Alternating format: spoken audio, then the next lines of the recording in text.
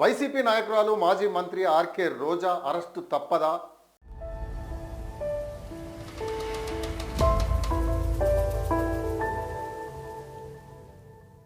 వైఎస్ఆర్సీపీ నాయకురాలు మాజీ మంత్రి రోజాను అరెస్టు చేస్తారా అంటూ ఆంధ్రప్రదేశ్ రాజకీయాల్లో ఒక చర్చ హాట్ టాపిక్గా మారిపోయింది. వైసీపీ నాయకురాలు మాజీ మంత్రి ఆర్కే రోజా అరెస్టు తప్పదా అన్నట్లుగా ఆమెపై వచ్చిన ఆరోపణలకు సంబంధించిన నివేదిక రెడీ అయిందా, ప్రభుత్వం కూడా చాలా సీరియస్గానే స్పందిస్తుందా అంటే అవుననే సమాధానం వినిపిస్తుంది. తాజాగా మంత్రి రాంప్రసాద్ రెడ్డి స్పందిస్తూ రోజా సహా వైసీపీ హయాంలో షాప్ చైర్మన్గా వ్యవహరించిన బైరెడ్డి సిద్ధారెడ్డిపై అనేక ఆరోపణలు ఉన్నాయని, వాటిపై విజిలెన్స్ విచారణ కూడా పూర్తయిందని, త్వరలోనే నివేదిక వస్తుందని కూడా ప్రకటించేశారు.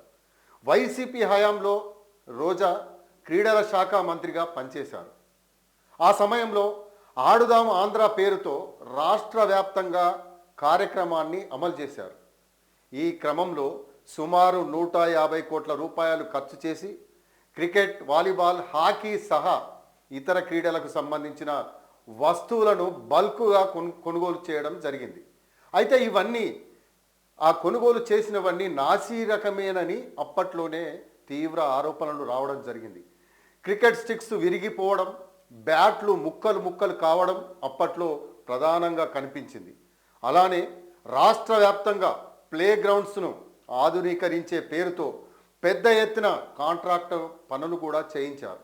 దీనికి గాను 100 కోట్ల రూపాయలను ఖర్చు కూడా చేశారు. అయితే ఈ పనులు కూడా నాసీ రకంగా సాగాయని అప్పట్లో క్రీడాకారులు తీవ్ర ఆరోపణలు చేశారు. ఆయా పరిణామాలపై కూటమి ప్రభుత్వం వచ్చిన తర్వాత అందిన ఏవైతే ఫిర్యాదులు వచ్చాయో ఆ ఫిర్యాదులతోటి విజిలెన్స్ విచారణకు ఆదేశించడం జరిగింది.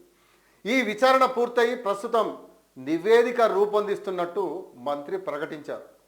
క్రీడా పరికరాలు కొనుగోలు చేసే విషయంలోనూ, మైదానాలను చదును చేసే మౌలిక సదుపాయాలు కల్పించే పేరిట మొత్తంగా 100 కోట్ల రూపాయల మేరకు అవినీతి జరిగిందని ప్రభుత్వం పేర్కొంది.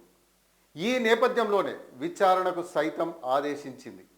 ఈ నిధుల్లో రోజా, బైరెడ్డిలు సమానంగా పంచుకున్నారన్న ఆరోపణలు కూడా వచ్చాయి. ఈ నివేదిక వచ్చిన వెంటనే రోజా అరెస్టు ఖాయమని టీడీపీ వర్గాలు చర్చిస్తున్నాయి.